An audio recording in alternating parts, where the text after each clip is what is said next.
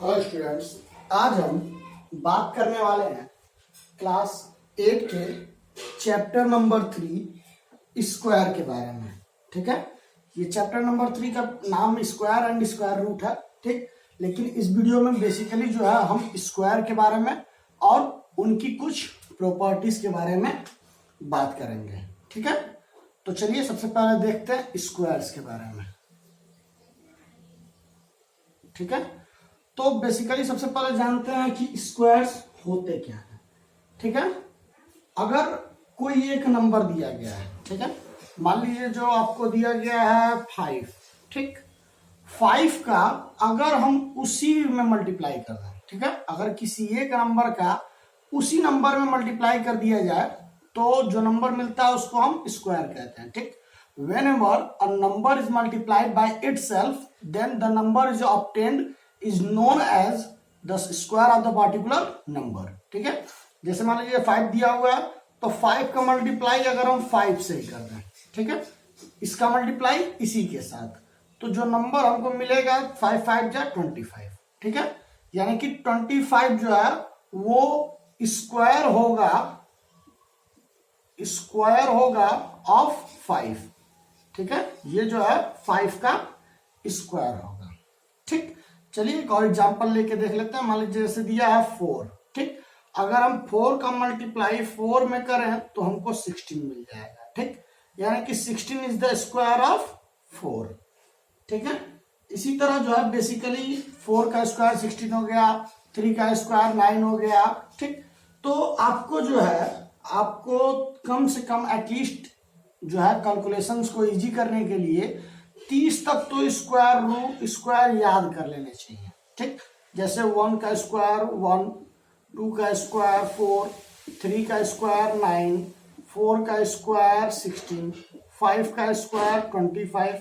इसी तरह जो है आपको 30 तक बेसिकली आप याद कर लीजिएगा मल्टीप्लाई करके, पूरा लिख करके, जिससे जो है आपकी कैलकुलेशन आगे जो है इजी हो सके। ठीक है, चलिए अब हम बात करते हैं परफेक्ट स्क्वायर के बारे में। ठीक है, परफेक्ट स्क्वायर के बारे में। अब ये परफेक्ट स्क्वायर क्या होता है? ठीक, जब जो को मान लीजिए कोई नंबर दिया गया, मान लीजिए 25 दिया गया है। ठीक, अगर 25 जो है, ठीक है, वो किसी नेचुरल नंबर के मल्टीप्लाई पर आया है, मतलब जो स्क्वायर है ये 25 जो है ये किसी ऐसे नंबर का स्क्वायर हो जो कि एक नेचुरल नंबर है। से 5 का स्क्वायर है, 5 एक नेचुरल नंबर है। ठीक, बेसिकली जो है परफेक्ट स्क्वायर में हम क्या करते हैं, अंडर रूट में इसकी वैल्यू निकालते हैं। ठीक, अगर अंडर रूट में 25 निकालेंगे तो ये 5 हो जाएगा।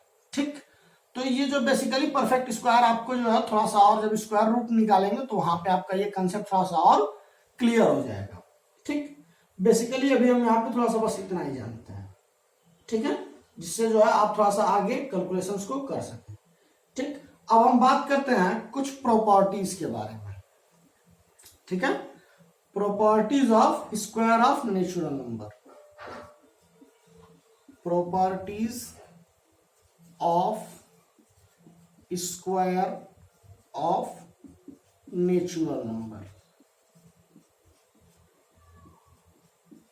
ठीक है, तो बेसिकली सबसे पहली प्रॉपर्टी ये है, अगर आप ऑब्जर्व करेंगे, ठीक है, मान लीजिए आप ऑब्जर्व कर रहे हैं 1 से लेकर के 10 तक के स्क्वायर को। 1 का स्क्वायर 1, 2 का स्क्वायर 4, 3 का स्क्वायर 9, 4 का स्क्वायर 16, 5 का स्क्वायर 25, 6 का स्क्वायर 36, 7 का स्क्वायर 49, 8 का स्क्वायर 64, 9 का स्क्वायर 81 और 10 का स्क्वायर 100। ठीक है, तो जब आप इसको एनालाइज करेंगे तो आप देखेंगे इसके जो भी लास्ट जो यूनिट डिजिट है उसमें जो है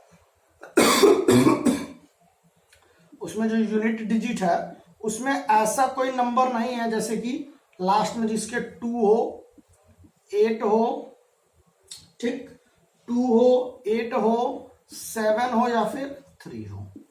ठीक है, तो ऐसे नंबर जिनका जो है जिनके लास्ट में यानी यूनिट डिजिट पे ये नंबर्स दिए होते हैं, ठीक, ये डिजिट दिए होते हैं, वो जो नंबर्स होते हैं वो कभी भी परफेक्ट स्क्वायर नहीं हो सकते, ठीक है, वो कभी भी परफेक्ट स्क्वायर नहीं हो सकते, ठीक है। लेकिन अब ऐसा भी जरूरी नहीं है कि अगर इन नंबर को छोड़ दें तो जैसे मान लीजिए 2 है हो गया, तो ये 1 फिर 4 फिर 5, अगर यही नंबर दिया गया है तो ये भी जरूरी नहीं है कि जो है लास्ट में अगर जिसके 1 4 5 दे दिया गया वो परफेक्ट स्क्वायर ही होंगे। जैसे कि मान लीजिए 5 जो है लास्ट में 55 दे दिया गया, ये एक परफेक्ट स्क्वायर नहीं है, ठीक है। लेकिन अब इसमें जो है अगर लास्ट में 25 दे दिया गया तो 25 जो है परफेक्ट स्क्वायर है, लेकिन इसमें जो है हो भी सकता है और नहीं भी हो सकता है, इसमें चांसेस हैं, लेकिन इसमें तो कंपलसरी है कि नहीं ही होगा, ठीक। अगर किसी संख्या के लास्ट में 2 8 7 3 दे दिया गया है, ठीक, तो उसमें से वह संख्या कभी भी एक परफेक्ट स्क्वायर नहीं हो सकती, ठीक है।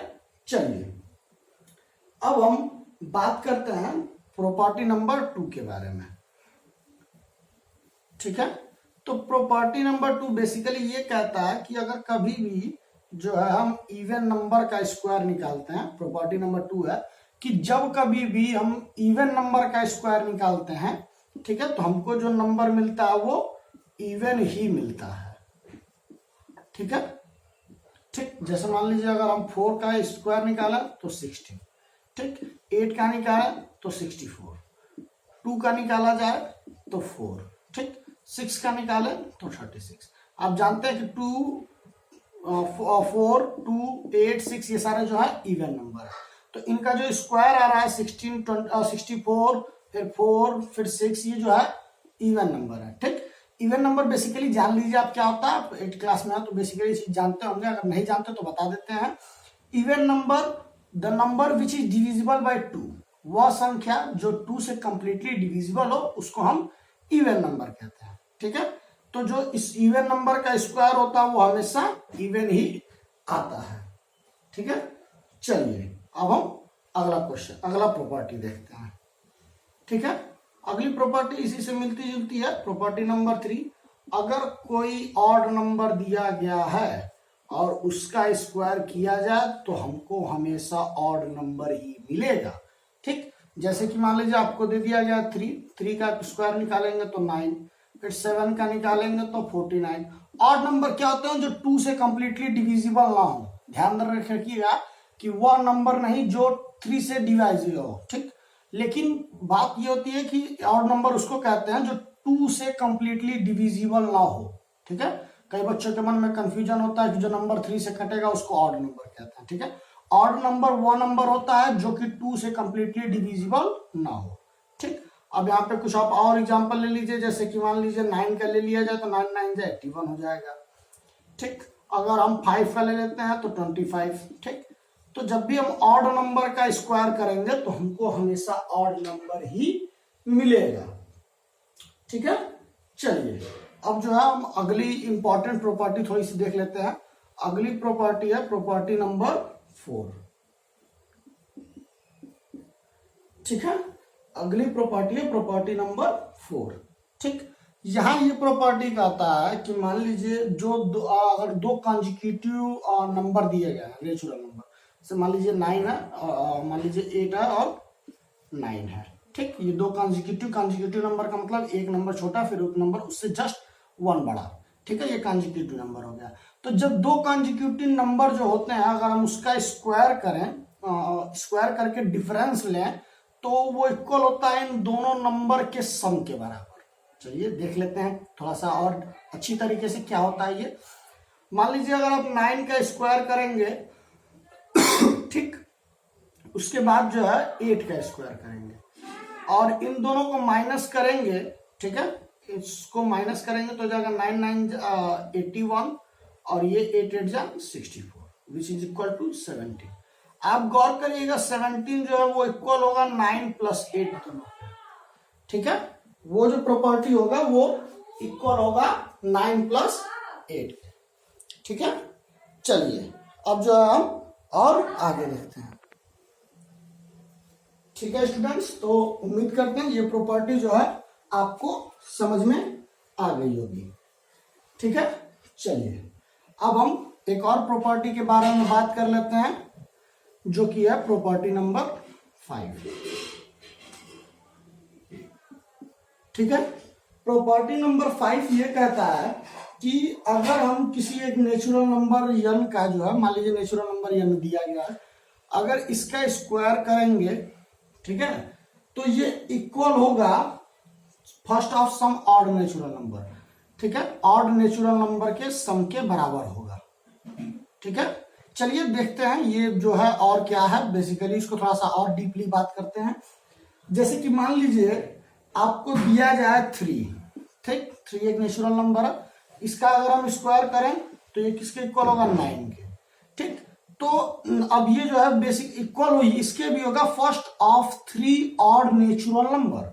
ठीक, जो क्या है 1 + 3 + 5। ठीक है, यहाँ पे 3 है, मतलब हम 3 ऑड नंबर लेंगे। ठीक, तो फर्स्ट 3 लेंगे, ये 1 हो गया, ये 3 हो गया, ये 5। इन तीनों का सम जो इक्वल होगा वो 9 के इक्वल होगा। ठीक है, चलिए अब हम अगला प्रॉपर्टी देखते हैं।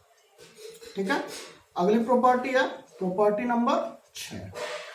ठीक, ये जो है बहुत जरूरी प्रॉपर्टी है, थोड़ा ध्यान रखिएगा। ये प्रॉपर्टी नंबर 6 है, इसमें हम बात करेंगे पाइथागोरियन ट्रिपलेट के बारे में। पाइथागोरियन ट्रिपलेट के बारे में। ठीक है, पाइथागोरियन ट्रिपलेट के बारे में। ठीक है, तो सबसे पहले बात कर लेते हैं पाइथागोरियन ट्रिपलेट क्या है। ट्रिपलेट का मतलब ग्रुप ऑफ 3 नंबर। ठीक है, मान लीजिए A, B और C दिया गया है। ठीक, 3 नंबर का आपको एक ग्रुप दिया गया है। ठीक, इसमें से जो बड़ा नंबर होगा, ठीक है, जो सबसे बड़ा नंबर होगा उसका जो स्क्वायर होगा, मान लीजिए अगर यहाँ पे C सबसे बड़ा है, ठीक है, C जो है A और B दोनों से बड़ा है।